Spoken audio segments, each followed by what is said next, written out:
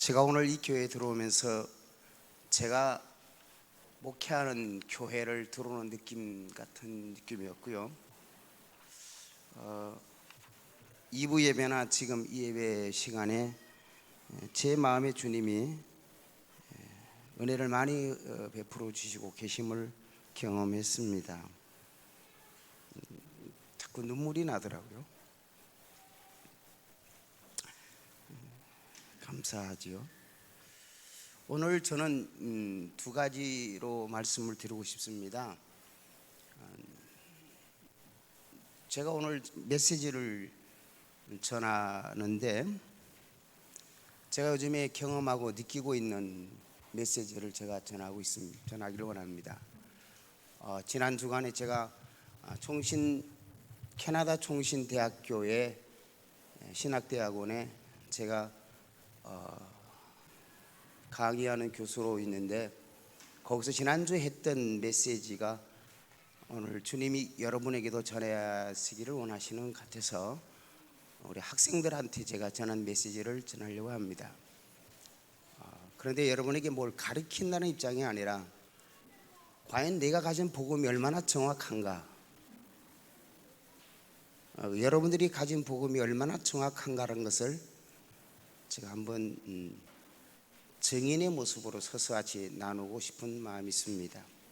그러고 나서 이제 제가 또 캐나다 현장에서 사역하는 것에 대해서 보고도 아울러 드리고자 하는 바입니다. 주의 성령 하나님께서 우리 가운데 임하시고 성삼위 하나님께서 영광을 받으실 줄로 믿습니다.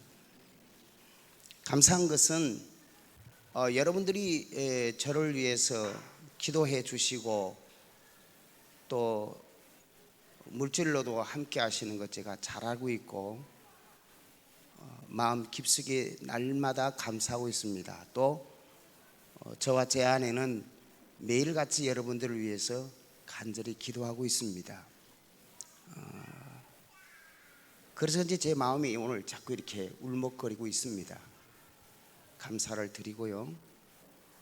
또 한편으로는 제가 확신하는 게 있는데 여러분을 향한 하나님의 사랑과 축복이 어떤 것인가를 저는 기대하고 있고 믿고 있습니다. 우리 하나님은 정확하신 분이고 신실하신 분이기 때문입니다. 캐나다인들은 그들이 자주 쓰는 용어가 있는데 하나님은 신실하시다는 말을 참 합니다. 그리고 영어로도 노래를 많이 합니다. 근데 우리 한국 사람들은 그런 말 잘 안 하죠. 정말로 하나님은 신실하십니다. 당신의 약속을 반드시 지키시는 그런 하나님이십니다. 그 하나님이 오늘도 우리 가운데 성삼위로 함께 하셔서 저와 여러분이 하나님 나라를 누리는 복음을 누리는 시간이 될 줄로 믿습니다. 기도하겠습니다. 하나님 고맙습니다. 귀한 교회, 귀한 강단이 부족한 종을 세워주셨어요. 제가 함께 주님과 사역했던 부분을 같이 나누며 공감하며 같이 누릴 수 있는 시간을 주신 하나님께 감사를 드립니다. 짧은 시간이지만 성령 하나님이 오셔서 우리 모두에게 우리의 마음을 만져주시고 우리에게 위로하시며 하나님의 영광을 볼 수 있는 또 우리를 향한 하나님의 미래 계획된 것을 볼 수 있는 복이 있는 이 시간 되도록 성령님 역사해 주시옵소서. 오늘 증인으로 쓰기를 원합니다.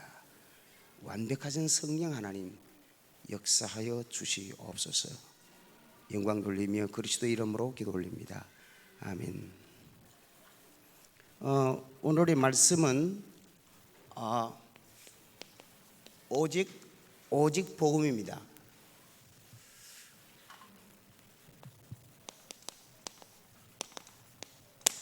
오직 복음인데 정말로 얼마나 오직 복음인가, 정말로 오직 예수 그리스도가 얼마나 중요한가 하는 것을 제가 나누려고 합니다. 우리의 스승 되시는 분이 우리를 가르친 그 진리가 얼마나 확실한 것이며 얼마나 하나님께서 기뻐하시는가를 우리 같이 나누는 시간이 되면 좋겠습니다. 오늘 창세기 2장 7절에 보니까 하나님께서 사람을 만드실 때 흙으로, 그죠? 또는 먼지로 된 것을 하나님께서 그에게 생기를 불어넣으시니까 이것이 사람이 되고 생명이 되었다라고 말씀하고 있습니다. 이거는 말 그대로 흙입니다. 그런데 여기에다가 하나님으로부터 온 생기가 들어오니까 이것이 생명이 되었다. 이 생명을 영어로 보면은 living soul, living spirit 또는 human being 또는 creature, 이렇게 여러 가지로 표현하고 있습니다. 이게 그렇군요. 제가 원래 목소리가 커서 저 마이크를 원래 이렇게 멀리하는 습성이 돼 있어요.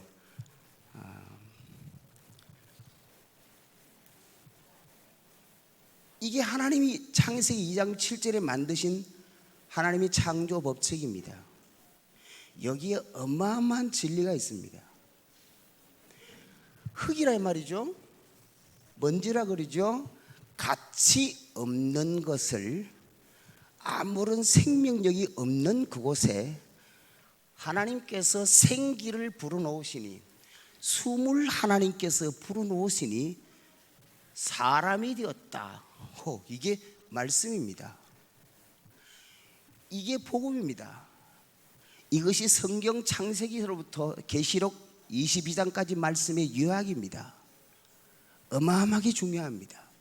이것을 말하기를 저는 창조 원리다, 창조 질서다, 창조 법칙이다, 전 그렇게 생각합니다. 이거 모르면 전부 다 모르는 겁니다. 제가 지금 캐나다 종신대학 신학대학원에서 조직신학 교수로서 제가 인간론을 가르치면서 이 부분에 제가 지난주에 제가 가르쳤던 메시지입니다. 그런데 이 말은 그냥 흙덩어리지만 하나님이 사람의 모양을 만드셨어요. 만드시고 나서 거기에다 생기를 집어넣으시니까 사람이 됐다. 아무리 사람같이 만들어도 하나님이 생기를 집어넣지 않으면 사람이 아닙니다. 그래서 인간이 됐다 이 말입니다.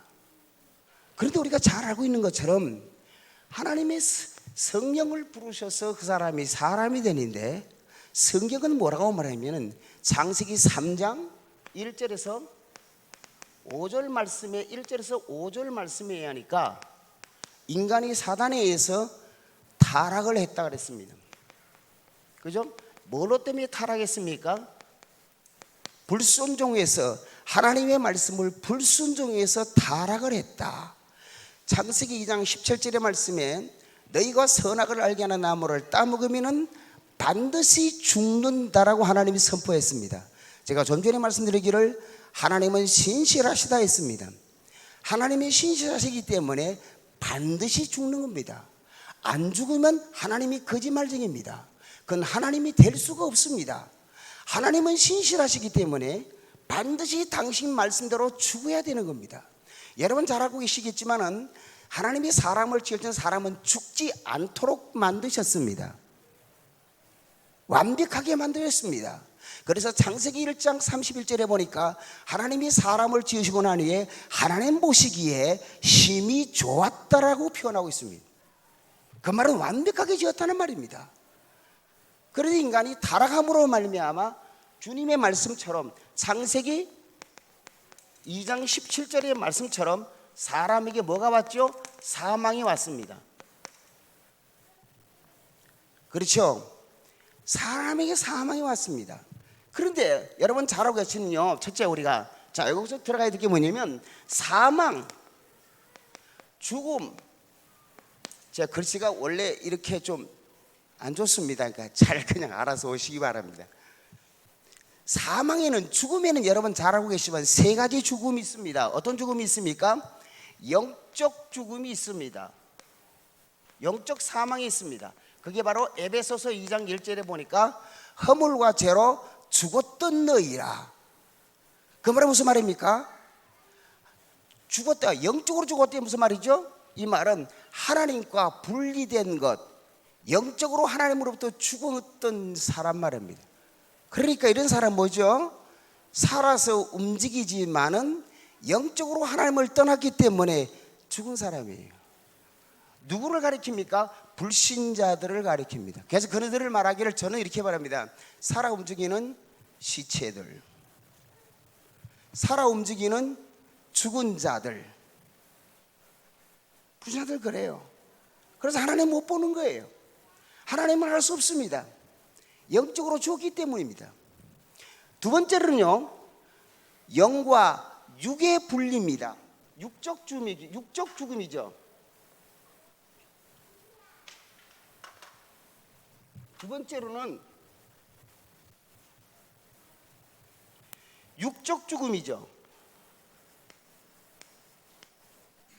육적 죽음, 영혼이 육으로부터 분리되어 나간 겁니다.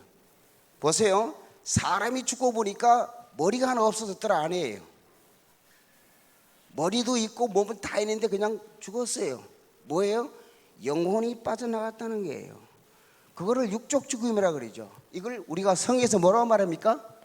히브리서 7장 29절에 한 번 죽는 것은 사람에게 정하신 법칙이요, 그 위에는 뭐가 있다고요? 하나님의 심판이 있다. 이게 사망의 두 번째 죄입니다. 세 번째 사망은 뭐냐? 둘째 사망이라는 게 있습니다. 이게 바로 계시록 20장에 있는 말씀인데 14절에 보니까 둘째 사망이다. 이거 심각한 얘기입니다. 둘째 사망이 뭐냐면 우리 주님이 재림에 오실 때에 요한복음 5장에 보니까 29절에 모든 사람이 살아난다고 했어요. 예수님 믿는 사람만 살아나는 게 아니라 예수님 안 믿는 사람도 주님이 다 살아난다 했어요. 예수님이 재림에 오실 땐 믿는 신자가 먼저 살아나서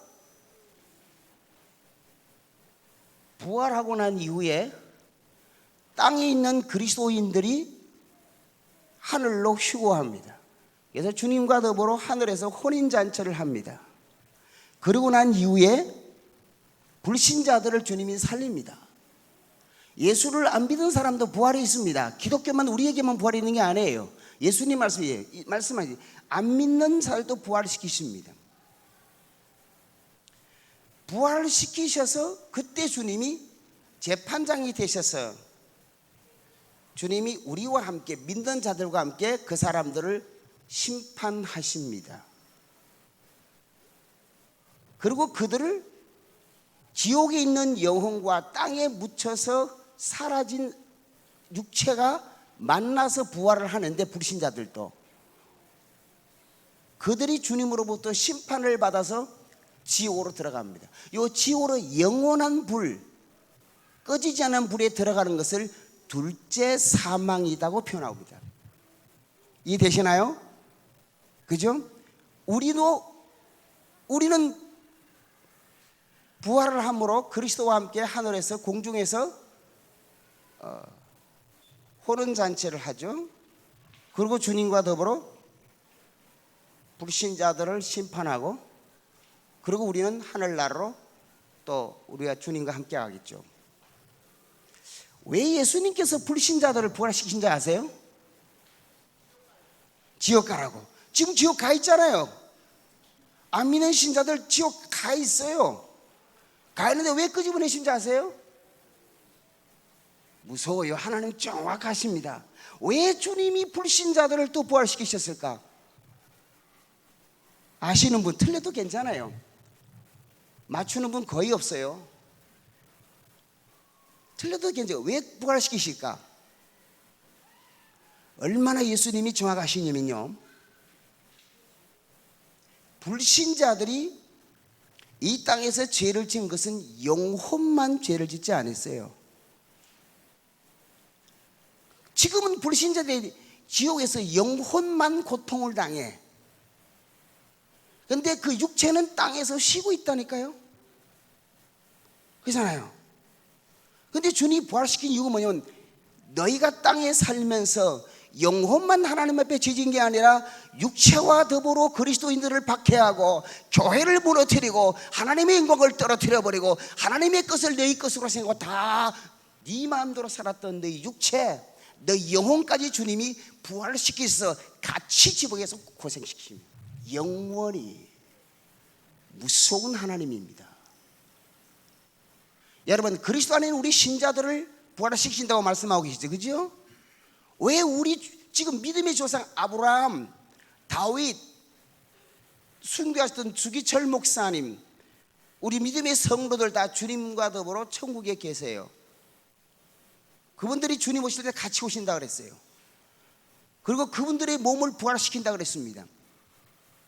만약에 우리가 주님 오실 때 지금 오늘 오신다고 한다면 우리는 죽지 않고 주님을 만나죠. 어쨌든 부활시킵니다. 왜 우리를 부활시킬까요? 지금 천국 가 있는데 왜 또 부활시킬까요? Why? 말씀해 보세요. 설명드렸죠. 왜 그럴까요? 이제 생각되시죠? 우리가 이 땅에 살면서 주님을 섬길 때 영혼만 주님을 섬긴 게 아닙니다. 그리스도를 위해서, 복음을 위해서, 하나님의 절대 명령을 따라가기 위해서 육체도 힘들었어요. 못 먹을 거 못 먹어가면서 헌금했습니다.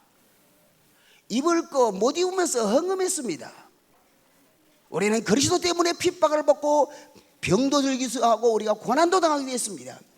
거기에 대한 보상을 영혼에게만 하는 게 아니라 육체에게도 하시기 위해서 우리 주님은 영과 육을 부활시키시는 완벽하신 주님이신 줄 믿습니다.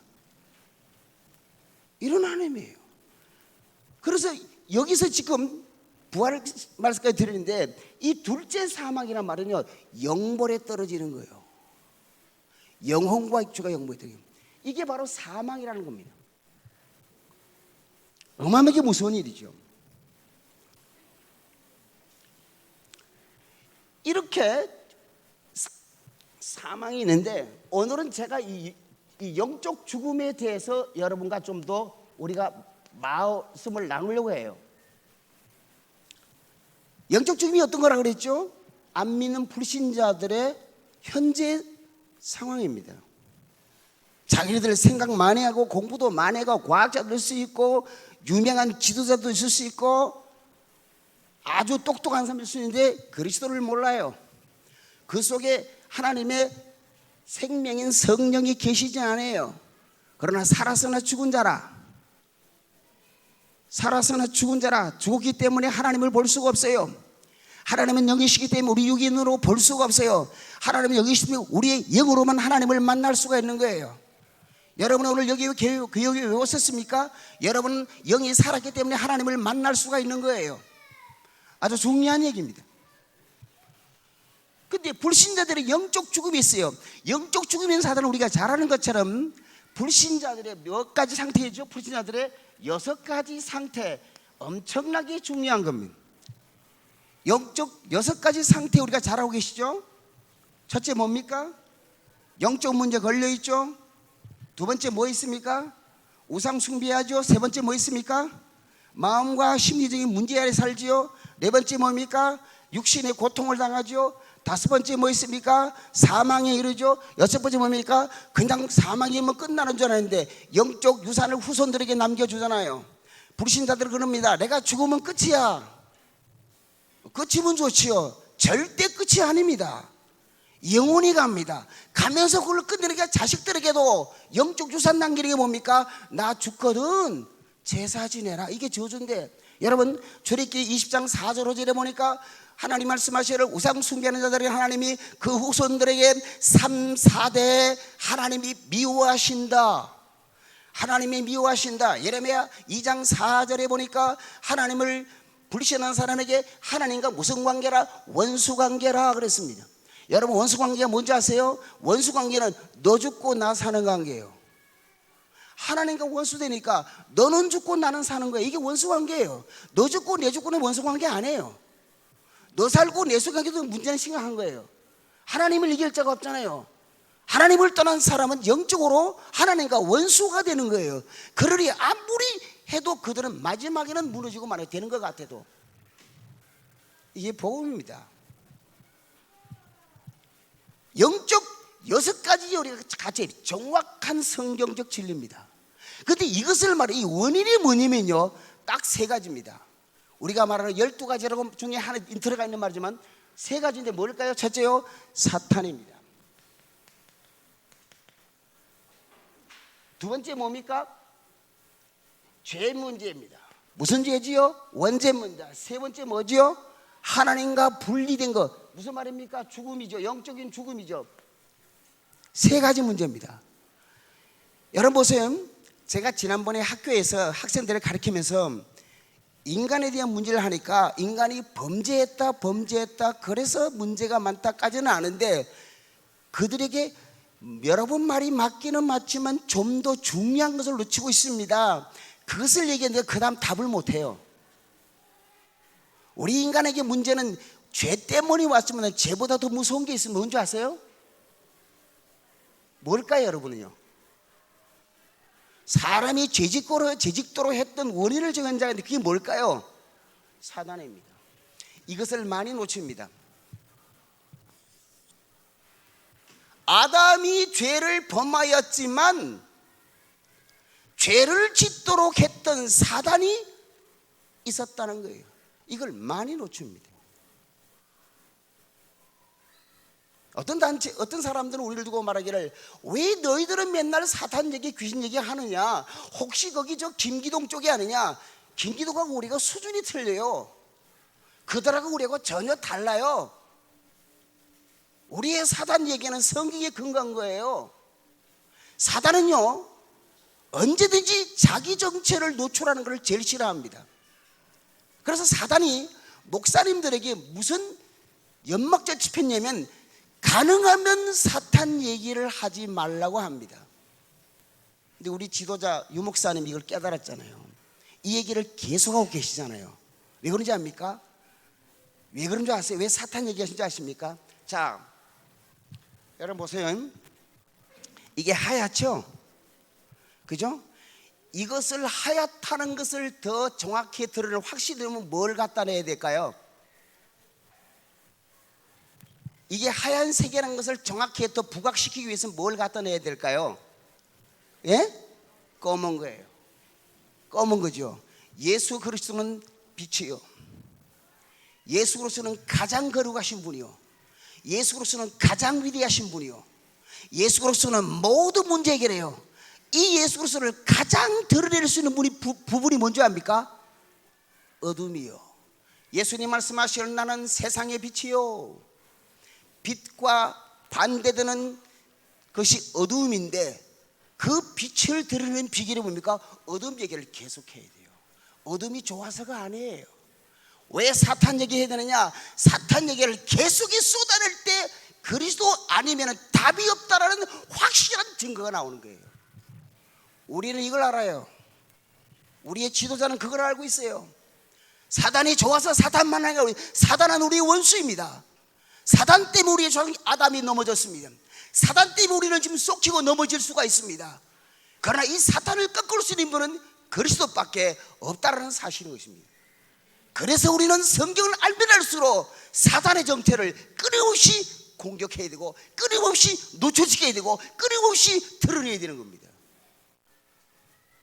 사기꾼인 데 가서요, 사기꾼 앞에서 사기꾼 이 사람은 사기꾼인지 몰라요.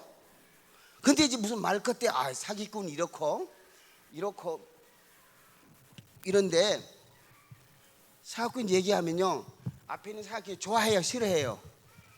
좋아해요, 싫어해요? 저는 급해요. 할 말이 많아요. 목사님 일 4시까지 끝내라 하시니까 지금 보고도 해야 되고 좀 말씀도 전해야 되고 하는데, 그럼 제가 좀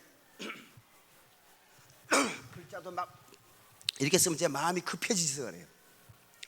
말도 엄청 빨라져. 그 끝에는 완전한 문장 구사도 못 하에 씀하고 끝나버려요. 그냥 빨리빨리 대답하셔야 됩니다. 사기꾼한테 이 사람이 사기꾼인 줄 몰라요. 근데 제가 사기꾼 이렇다 하면 기분 되게 나빠요. 저 좋아하겠어요, 미워하겠어요? 그리고 저하고 나서 이 사람 밖에 나가서 제 좋은 얘기하겠어요, 나쁜 얘기하겠어요? 이놈 자체는 나쁜 놈이라. 근데 이놈이 나쁜 놈이니까 아이 그 허목사 그놈 말에 이러면서 안 좋은 소리 합니다. 왜 우리가 지금 외부로부터 안 좋은 소리 듣는지 압니까? 사탄이 그들의 정치를 끊임없이 우리가 공포하니까 그 놈이 목사님들과 다른 사람들에게 오해할 마음으로서 우리를 자꾸 나쁘게 평가하는 거예요. 쏙히면 안 돼요. 당연한 것입니다. 바울이 가는 곳곳마다 고난과 환난과 핍박이냐 정확한 복음을 전하기 때문에 예수 그리스도께서 십자가의 죽으심이 과연 그분의 죄였던가? 과연 그분이 십자가에 피 흘려 돌아가시면 죄를 지었던가? 전혀 아니었는데 사단의 목이 꺾이는 순간을 그들은 알고 있기 때문에 사탄이 그들 속에 사람 속에 들어가서 유대인들에게 들어가서 그리스도를 죽게 했다는 것입니다. 핍박하게 했다는 겁니다. 우리가 정말 복음 가지고 정말로 주님 원하시는 일 가게 되면 사단은 잠도 안 자요. 공격합니다. 제가 할 말이 많은데 제가 캐나다에서 신학대학에서 강의를 하고 또 우리에게 지금 집사님 제가 같이 말씀 운동하는 집사님 캐나다에서 오신 집사님 저번에도 오셨죠? 여기 앉아 계시는데 말씀 운동하면서 우리 말씀 운동이 왕성이 일어났어요. 엄청나게 왕성이 일어났어요. 막 문이 열리게 돼요. 그런데 엘리트들이 모인 곳에 제가 초대를 받아갔어요. 남편들이 다 외국인이에요. 러시아인, 미국인, 대만 사람 뭐 이런 사람들이에요. 너무 좋았어요. 야 이거 세계복음화의 문이 열리는구나. 막 흥분이 됐어요. 이분들을 통해서 제가 메시지 전하면 어떻게 이 부인네들은 뭐 러시아 말도 좀 할 줄 알고 영어도 잘하고 태국말도 잘하고 이러니까 이분들을 통해서 통역도 할 수 있겠구나. 이렇게 흥분해요. 근데 제가 첫 메시지를 전했어요. 첫 메시지가 구원의 길입니다. 여러분 잘 아시죠? 가장 굉장히 중요한 거 아니에요. 딱 전화와서 이분이 두 번째 가는데 세 번째 저보러 오지 말래요. 왜? 다락방이라는 거예요. 한 분이 그래요. 제일 나이 많은 자매인데 젊은 사람 중에 한 40대 될까 말까 하는 그런 엄마들이에요. 자기도 20년 전에 한국에서 다락방 접했는데 거기서 상처를 받아서 나왔다는 거예요. 쏙힌 거죠. 쏙힌 거죠. 사람에게 상처를 받은 거지 메시지에 상처를 받을지는 없겠죠. 그런데 쏙힌 거예요. 사단에 쏙힌 거죠. 제가 문이 닫혔습니다. 그때부터 회오리바람이 불기 시작하는 겁니다. 그때부터 회오리바람이 불기 문이 다 닫혀버렸어요. 우리 한두 군데만 남겨놓고. 그런데 거기서 그 어려놓고 이 다락방이라는 이유 때문에 바람이 불기 시작했는데 제가 다니고 있는 신학교 내에서도 바람이 저 허주 목사나 다락방이다 소문이 급속히 퍼집니다. 그런데 하나님이 우리 유 목사님 통해 말씀하신 것처럼 환난과 시련이 오니까 제자가 생겨요. 진짜가 생겨요. 진짜 사람이 생겨요. 그분이 바로 저분이에요. 집사님 한번 일어나세요. 한번 일어나세요. 이제 한번 일어나세요. 이제. 할렐루야. 박수 한번 치십시오. 이분하고 이분 부인이 적극적으로 오히려 저를 도와서 자기 집을 완전히 비워놓으셨어요. 완전히 자기 집을 비워놓으셨어요. 마음대로 목사님 사용하시라고. 하여튼 뭐 옆으로 좀 흘렀습니다만은 사탄이 이것이 너무너무 중요한 우리들의 포인트입니다. 이유는 뭡니까? 그리스도가 드러내야 됩니다. 두 번째 뭐죠? 죄 문제, 죽음 문제. 다시 말하면 인간의 6가지 영적 문제 가운데는 이 얘기입니다. 결국은 3가지 문제입니다. 그런데 다른 교단에서는 사탄 문제 잘 말을 안 합니다. 왜냐하면 정확한 복음을 못 깨달았기 때문입니다. 이 문제로 인해서 사람은 죽음이 왔다 이 말이 여러분 잘 알고 계시겠죠? 자, 이 죽음이 왔는데 그러면 살리는 길은 뭐냐는 거예요. 영적으로 죽은 사람을 살리는 길을 못 가요. 권사님이시죠? 그런 것 같아요, 그죠? 맞죠? 예? 장로님이세요? 아, 미안합니다. 아, 죄송합니다. 제가 이렇게 여기 눈이 어두워서. 장로님, 살리는 방법이 몇 가지가 있을까요? 예, 크게 말씀하세요. 전 급해요. 예? 틀려도 괜찮아요. 틀리길 바라니까 저는. 그래야 제가 할 말이 있지. 몇 가지 있어요? 예? 그리스도 한 분이죠? 그죠, 맞아요. 그리스도 한 분이죠. 근데 두 가지입니다. 제가 깨달은 건 두 가지예요. 이 길밖에 없습니다. 사람 살리기는 그리스도와 뭡니까? 사람을 살리는 길, 살리는 유일한 길입니다. 생명으로 죽은 자가 생명으로 나오는 길은 첫째 뭡니까? 그리스도입니다. 두 번째 뭡니까? 오직 뭐예요? 성령. 우리 장로님 모르신 거 아니에요. 놓친 거예요. 그저 구분을 안 하신 것이지. 두 가지밖에 없습니다. 맞습니까? 아주 중요한 겁니다. 사람을 살리는 길에는 그리스도와 오직 성령입니다. 자, 다르게 말하면은 사람을 살리는 길은 하나님의 말씀과 오직 생명입니다. 그냥 일반론적으로 얘기하면 사람을 살리는 길은 하나님의 말씀입니다. 사람을 죽은 자 가운데 살리는 길은 하나님의 말씀밖에 없어요. 그리고 성령님밖에 없어요. 그런데 하나님의 말씀인데 하나님의 말씀이 뭐냐고 좀 이따 말씀드리겠고, 성경에 보면 창세기 2장에서도 하나님이 사람을 지으실 때 말씀으로 사람을 지으시고 그 코에다가 생기를 불어넣으시니 생명이 되었다라고 말씀해요. 하나님이 말씀으로 사람을 지으셨습니다.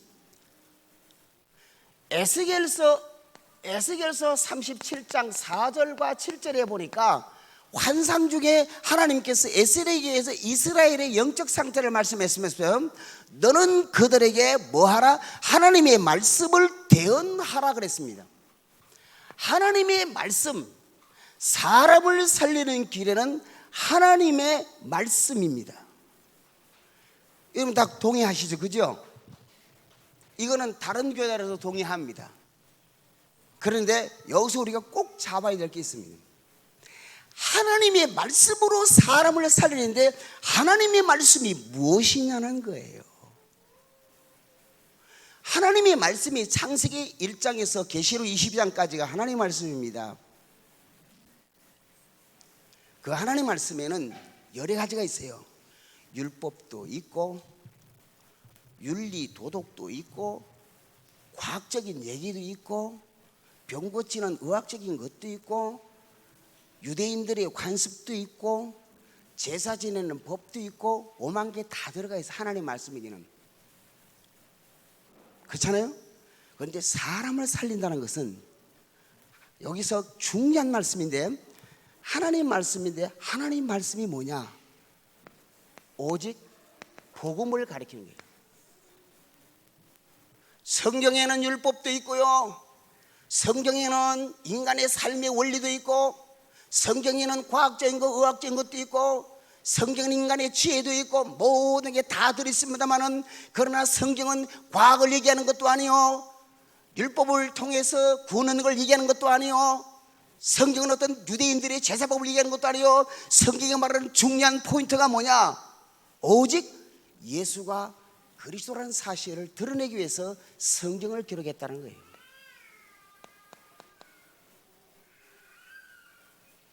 여러분 이해되시나요? 성경이 기록된 목적이 뭐냐? 복음 얘기입니다. 복음은 뭡니까? 예수님 그리스도 얘기예요. 그게 바로 오늘 여기 말씀드린 요한복음 20장 31절에 있는 것처럼 말입니다. 20장 31절에 있는 것처럼 오직 그리스도 얘기를 하자는 겁니다. 왜 제게 말씀드리면요, 오늘날 많은 교회에서 많은 분들이 말합니다. 하나님 말씀을 하는데 율법으로 끝나는 데가 얼마나 많은지 모릅니다. 하나님 말씀을 전하는데 다윗 얘기 자랑하다 끝내다가 얼마나 많은지 모릅니다. 하나님 말씀을 전하는데 모세의 위대성은 말하지만은 그 모세의 위대성을 통하여 예수가 그렇다는 엄청난 진리를 선포하지 아니하고 모세의 위대성을 부각하고 있습니다. 복음이 아니에요. 복음이 아니에요. 하나님은 모세를 세우신 것이 모세의 위대함을 드러내기 위함이 아니요, 다윗이 골리앗을 싸우기 때문에 위대함을 드러내는 것도 아니요, 엘리야가 어떻다는 위대함을 드러내는 것도 아니요, 바울이 엄청난 것을 드러낸 게 아닙니다. 하나님은 그들을 통하여 그리스도가 예수님이시고 예수님이야말로 유일한 인간의 모든 문제에 키가 되시며 정점인 걸 드러내기 위해서 하나님이 그들을 사용하고 있을 뿐이라는 것입니다. 그런데 사단은요, 그거를 싹이 못 버려요. 다윗이 훌륭하다, 모세가 위대하다, 이것이 우리와 밖에 있는 분들과 타교단과 다른 점입니다. 여기서 하나님이 역사 일으키시는 겁니다. 여러분 보십시오. 사단은요, 우리가 말이죠, 당에 열심히 하는 거 별로 관심 없습니다. 우리가 바자회 하는 것도 관심 없습니다. 우리가 재직하는 것도 관심 없습니다. 우리가 성경 공부하는 것도 관심 없습니다. 기도하는 것도 별로 관심 없습니다. 그런데 사단은 제일 싫어하는 게 있습니다. 내 얘기만 하지 말라. 내 얘기만 하지 말라. 뿐만 아니라 나의 가장 무서운 대적자들은 그리스도 얘기만 하지 말라. 이게 사단의 전술이요. 우리는 다른 것입니다. 사단의 목을 꺾을 수 있고 사단의 권세를 꺾을 수 있는 분이 오직 그리스도밖에 없기 때문에 하나님은 바로 그리스도를 전하기 원하시고 성경을 통해서 그리스도를 드러내기를 원하신다는 것이죠. 하나님은 성경에서 어느 누구도 위대한 사람을 드러내지 않고 있습니다. 모세 얼마나 성질이 더러운지 아세요? 두 번 치면 한 번 치면 안 되고 대목대로 두 번 쳐갖고 가나안 땅 못 들어갔잖아요. 다윗은 여러분 어떤 죄진 걸 다 알고 계시죠? 성경이 의인이 하나도, 바울도요 얼마나 성격이 고약한 줄 아세요? 성경, 베드로 아시죠? 주님 3번 부인했어요. 성경에서는요 어떤 누구도 하나님께서 위대한 인물로 만들지 않고 있어요. 누구만 빼고? 그리스도만 빼고. 예수님만 그리스도라는 거예요. 사람을 높이지 말라는 거예요. 오직 예수님만 그렇다는 겁니다. 다시 들어야 됩니다.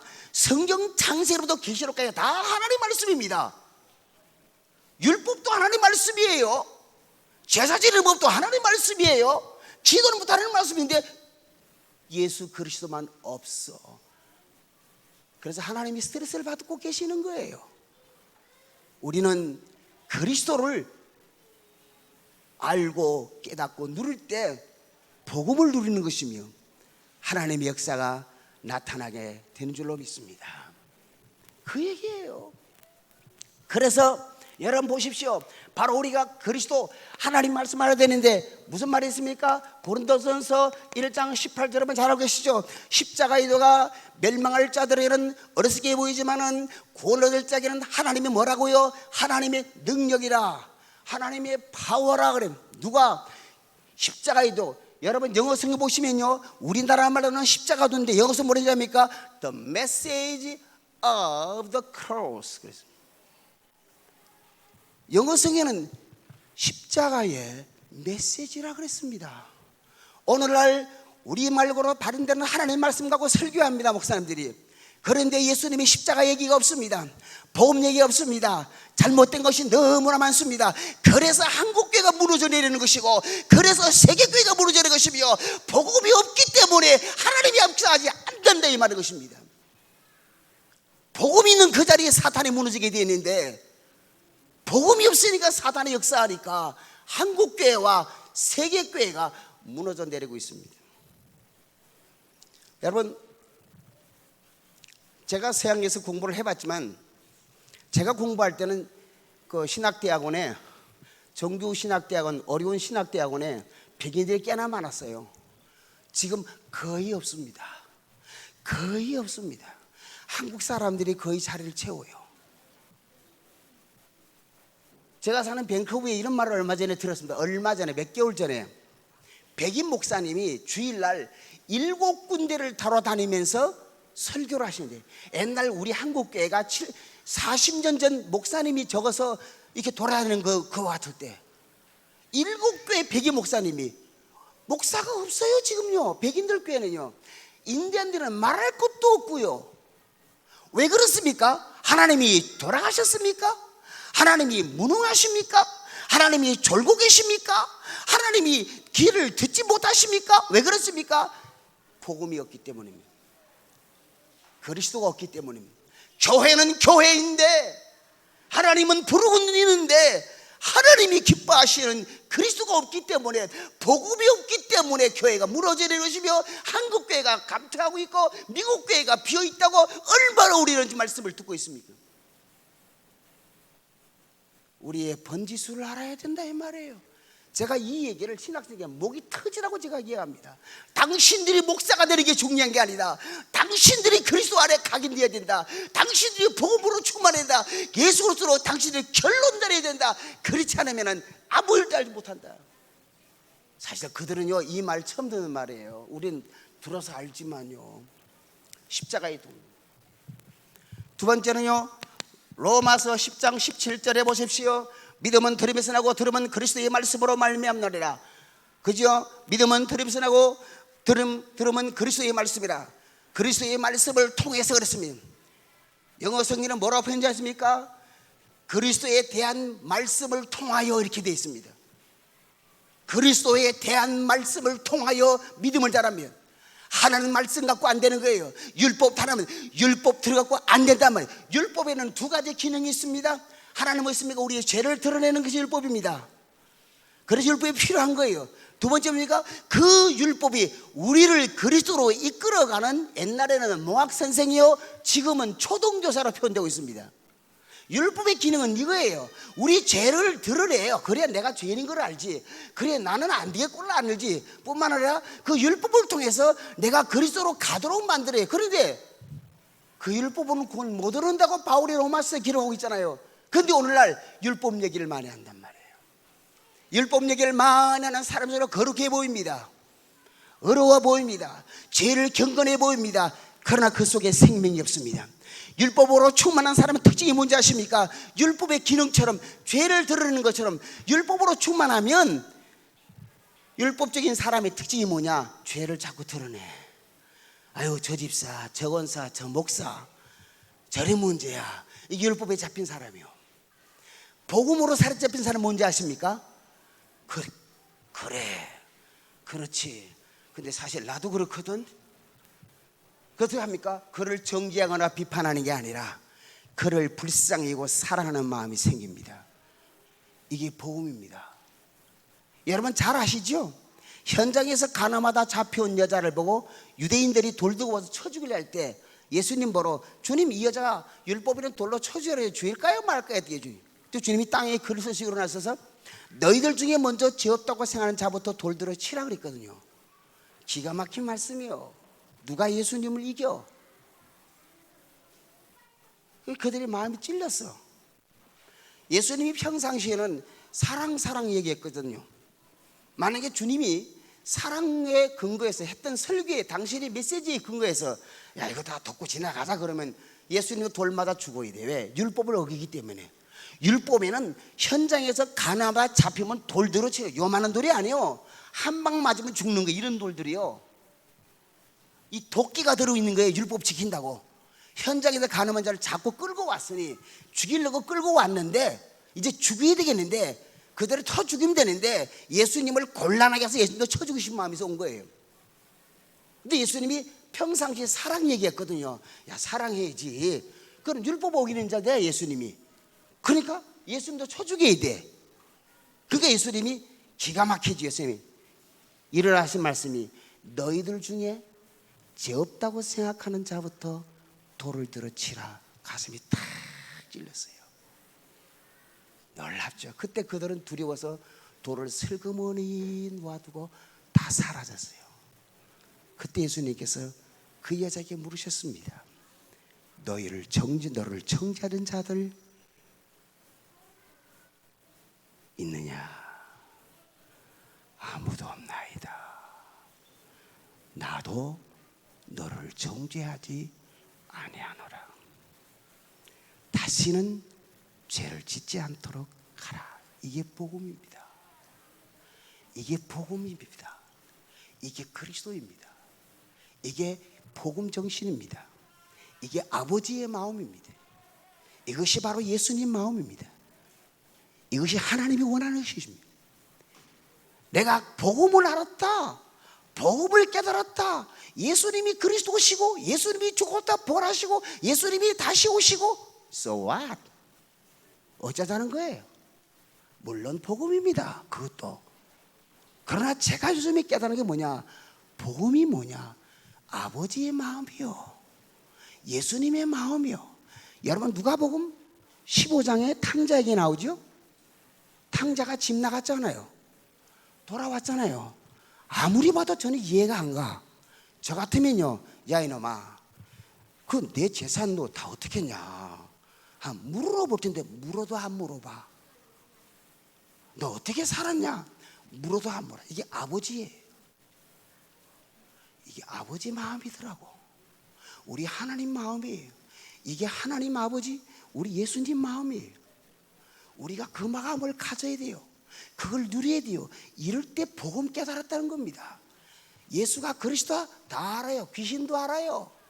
귀신도 믿고 떤다 그랬어요. 우리가 복음 정신으로 안 들어가면 안 돼요. 복음 깨달았다는 말은 복음 정신으로 가야 돼요.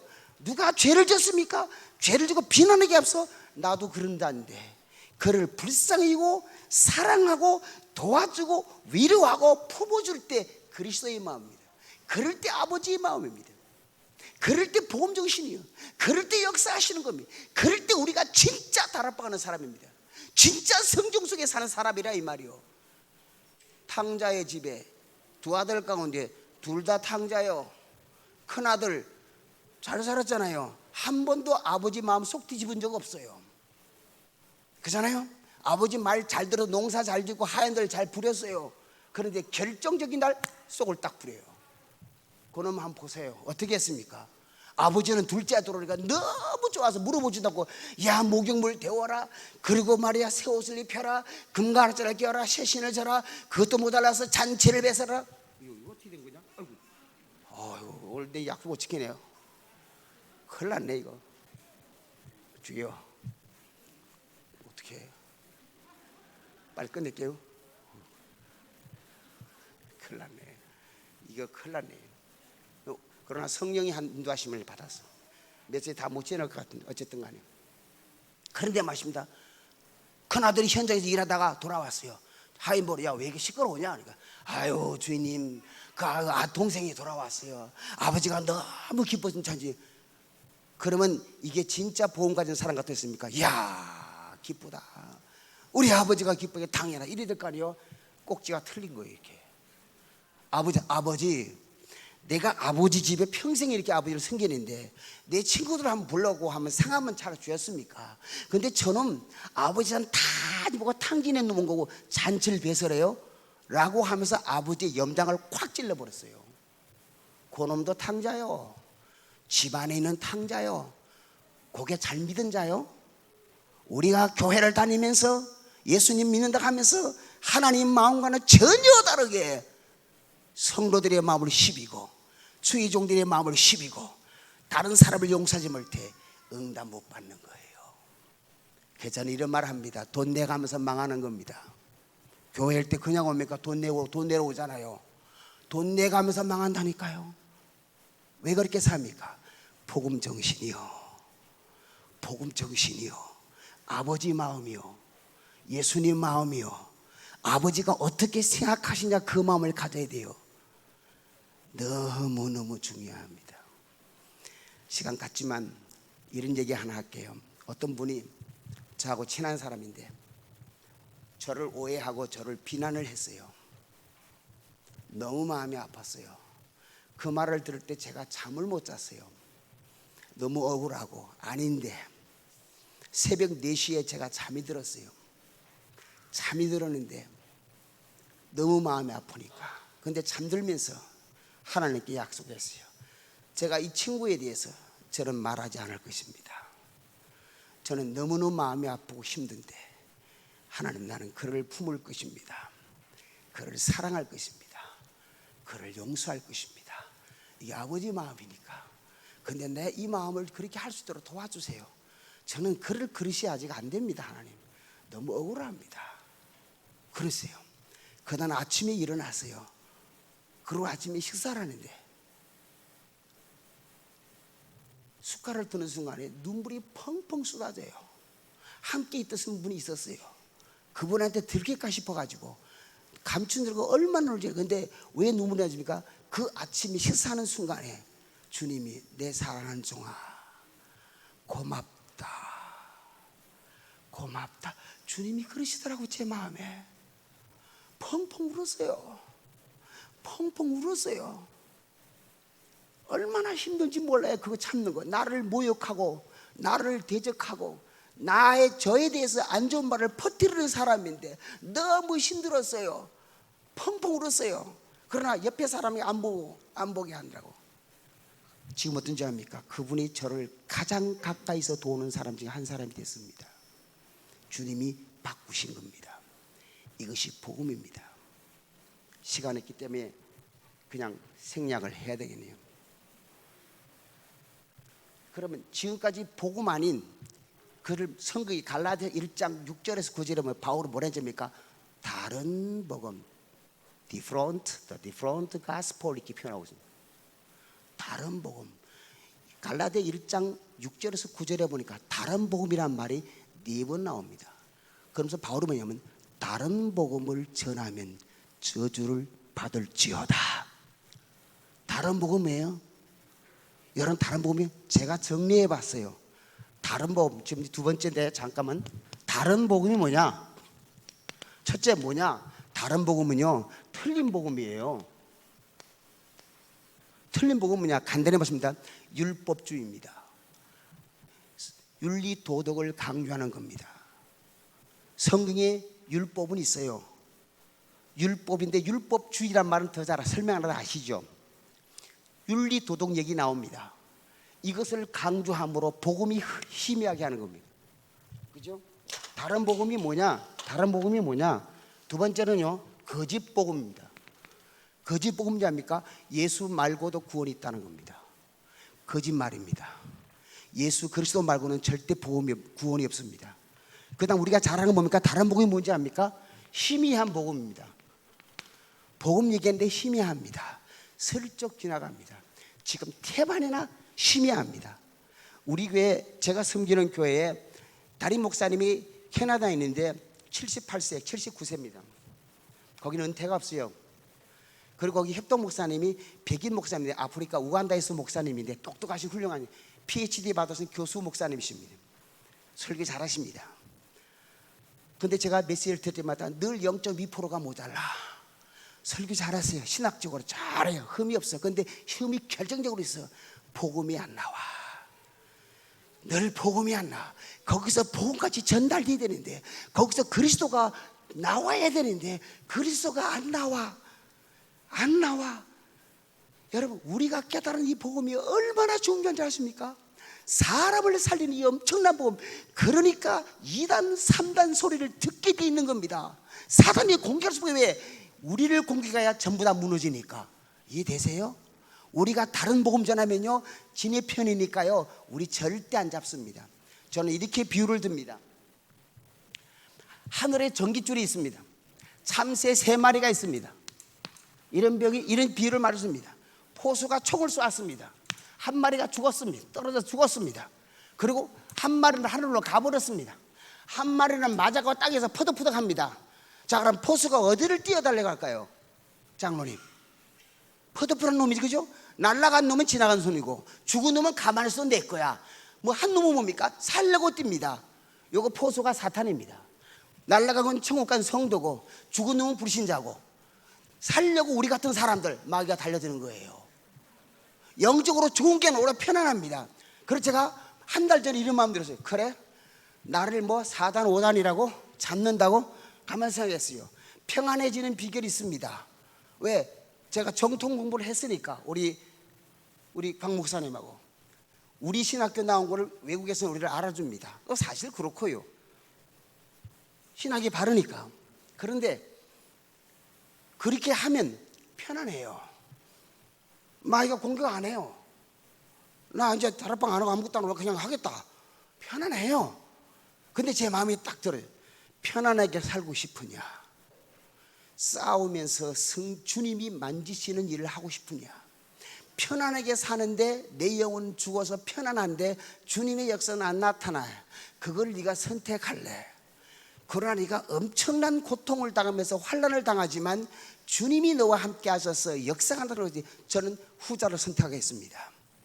고난이 와도, 오만 소리를 다 지러도, 어난과 핍박이 다워도 나의 스승, 나의 참된 스승 되신 그리스도가 가신 길을 내가 따라가고, 나의 스승 바울이 갔던 길, 나의 지도자 유목사님이 가신 길을 나는 따라가리라. 나는 고난을 가리라.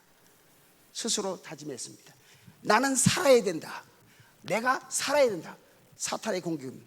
여러분이 복음운동 제대로 하면 할수록 사탄은 공격합니다. 그러나 주님이 옆에서 강하게 능력과 기적으로 일어날 줄로 믿습니다.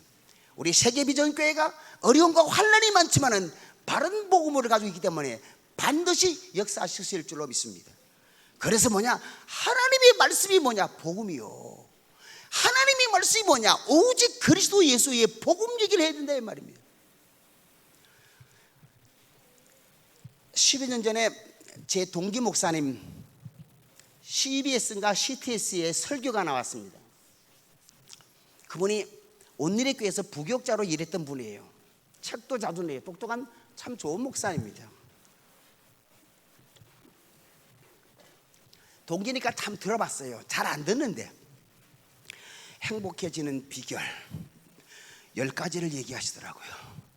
그거는 중도할 수 있는 말이더라고요. 저게 복음이냐? 저건 중도할 수 있는 건데 저거 갖고 사람 살리겠냐? 너는 아니다.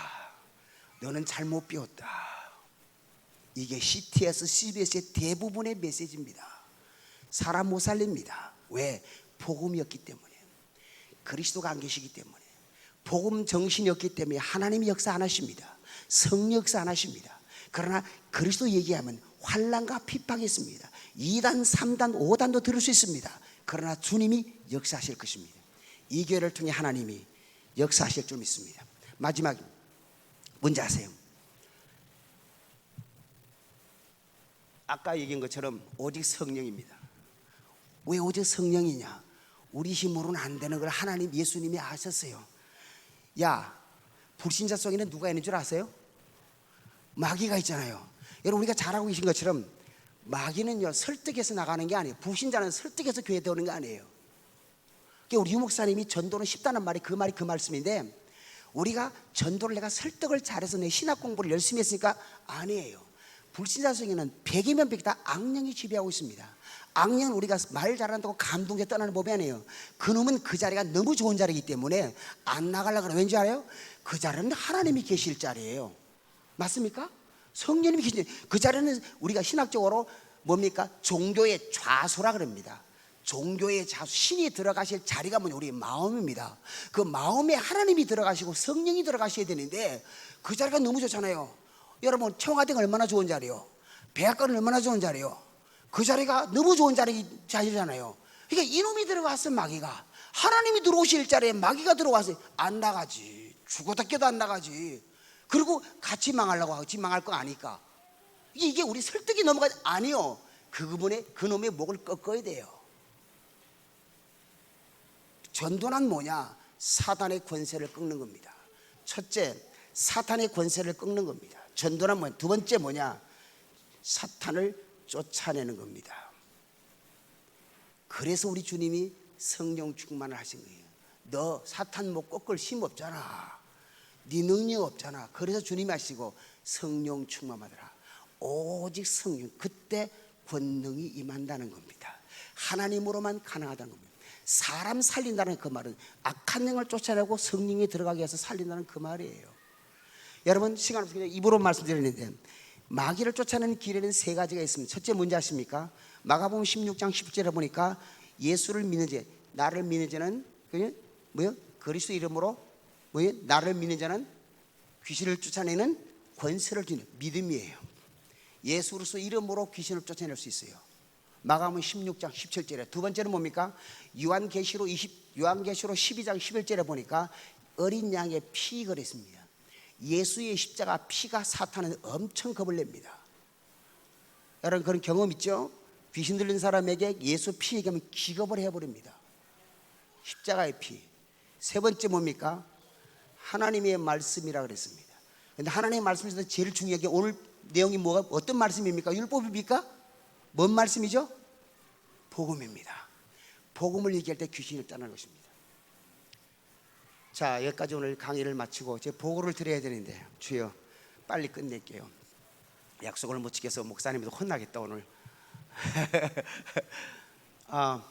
여러분 기도해 주셔서 감사하고 기도해 주셔야 되는데 캐나다 밴쿠버에 복음이 없습니다. 저같이 무능한 종이 신학교에서 강의를 하니까 학생들이 반응이 엄청 좋습니다. 제가 강의를 잘해서가 아니에요. 제가 가진 복음이 확실하기 때문입니다. 이런 일이 있었어요. 우리 신학생, 여기 이제 우리 집사님이 증인이신데 신학생 가운데 감리교 출신 목사님이 사모님이 계세요. 제가 다락방 했던 목사님이 학교 안에 소문이 쫙 퍼졌어요. 제 동기가 학장입니다.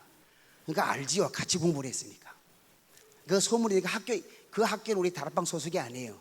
그러니까 자기는 얼마나 이게 존폐의 위기가 있는 거예요. 근데 이 친구가 저를 놓치기 싫은 거예요. 제가 두 번이나 사표를 냈어요. 근데 안에 꼭 잡아 절대 안 나가게, 못 나가게 해요. 근데 그분이 한 사람이 몇몇 사람이 있어요. 이 사람이 그 목사님의 감리교 출신 사모님이 그 학교 공부하러 오셨어요. 이분을 통해서 소문을 퍼뜨리는 거예요. 허 목사 다락방이래. 지들이 볼 때는 다락방은 주일 놈이에요. 거기서는요. 복음 없는 자들의 특징입니다.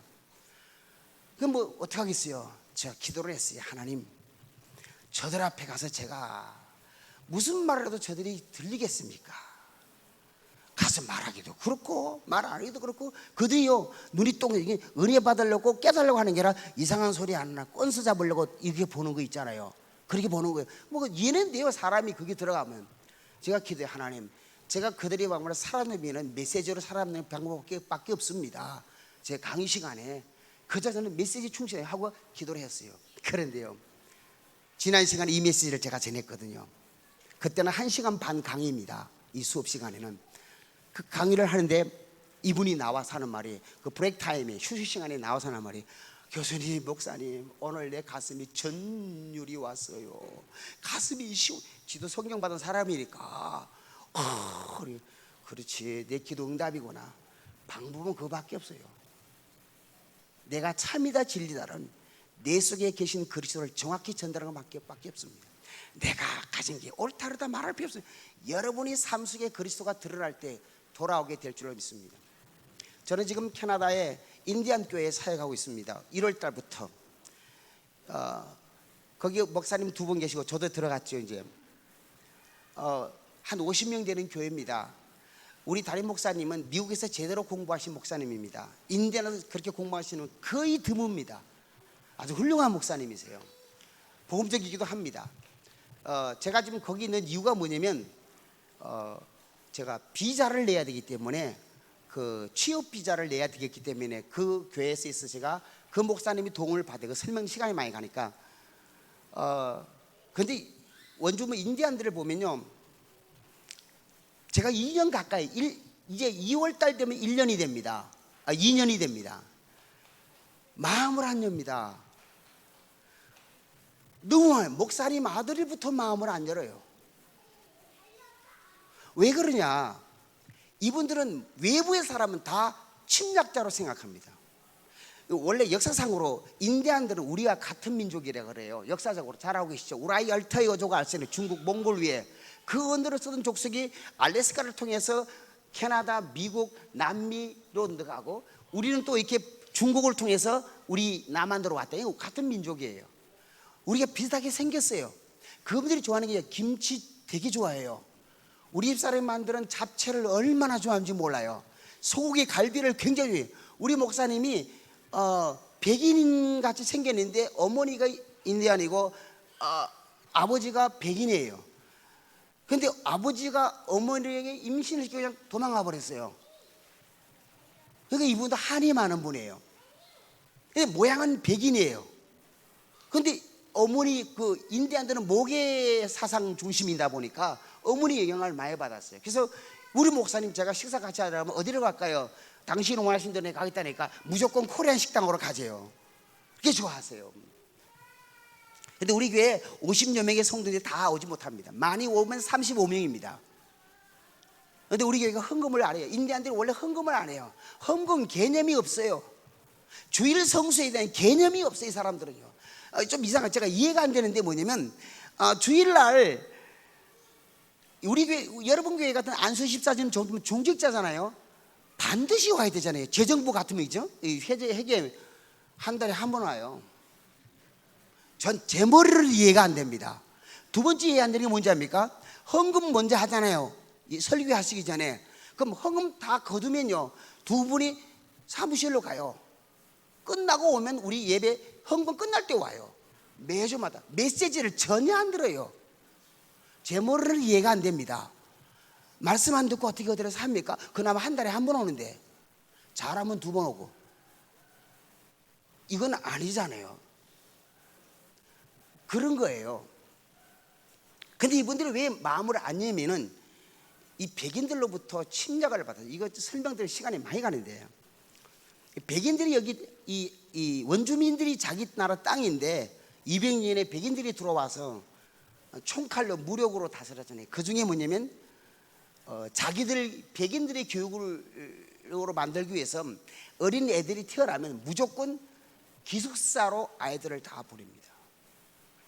걔네들은 그래서 오고 난 이후부터 부모, 아버지, 어머니를 다 떠나버리고 맙니다. 거기 상처가 엄청납니다. 그러면서 성경을 가르칩니다. 그래서 말한 대로는 총으로 쏴 죽여버립니다.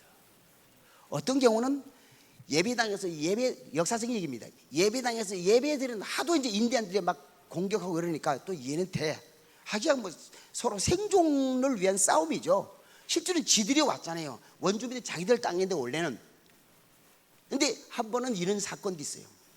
예배당에서 백인들이 예배드리자고 인디안들을 다 불러서 우리가 축제한다면서 다 잔치도 하면서 다 불러들이고 나서 다 동네함 들어가고 난 이후에 교회 문을 잠궈 버렸어요. 그리고 거기에다가 휘발유로 불을 질러 버렸어요. 그것이 그리스도의 이름으로, 하나님의 이름으로. 여러분, 예수님 믿겠습니까? 너희들이 믿는 하나님은 죽어도 안 믿겠다는 거예요. 자, 사인 왔습니다. 순종해야죠. 제가 그만하라고 사인 왔으니 그만하겠습니다. 미안합니다. 자세한 보고를 못 들어서 미안한데, 그래도 우리는 살려야 됩니다. 한 2, 3분 만에 끝낼게요. 우리 담임 목사님이 아들이 몇이 있는데 그 중에 큰아들이 제일 똑똑한 목사님이었대요. 그 아들이 알코올 중독자로 죽었습니다. 2년 전에. 인디안 촌에는 근친상간이 자연스럽게 일어납니다. 그래서 아빠가 몇이 됩니다. 그들에게 한 가정만 얘기할게요. 어떤 선교사님이 들어가서 전도하려고 집에 가면 너무 어지러웠어. 영적 문제 있으니까 너무 어지러웠어. 그래서 내가 한 달 동안만 청소해 주면은 감사해서 예수 믿겠지 했더니만 한 달 동안 매일 가면요, 청소 싹 다 해주고 나오면 그 다음은 똑같아. 애들 기저귀는 다 갖다 버리고 먹는 거 여기다 버리고 발 디딜 데가 없대요. 영적 문제입니다. 자살 무지하게 합니다. 얘도 남편이고 쟤도 남편이고 얘도 남편입니다. 악한 영입니다. 그들에게 영적 문제는 독수리가 그들의 신이요, 까마귀가 신이요, 곰이 신이고 제일 큰 신은요 연어가 신입니다. 대축제가 벌어집니다. 예전에는 거기에 사람 자기 아들들도 제물로 바쳤다 그러더라고요. 지금은 잘 모르겠어요. 그리 복음이 안 들어갑니다. 외분에 대해서 적대감. 그런데 다행스러운 것은 우리 대한민국 사람이 인디안과 같은 종족이니까 백인보다는 나아요.